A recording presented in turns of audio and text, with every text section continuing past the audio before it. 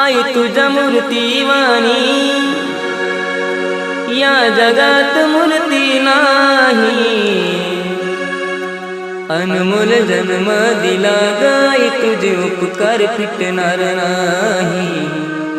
अनमोल जन्म दिला गाई तुझे उपकार फिटणार नाही।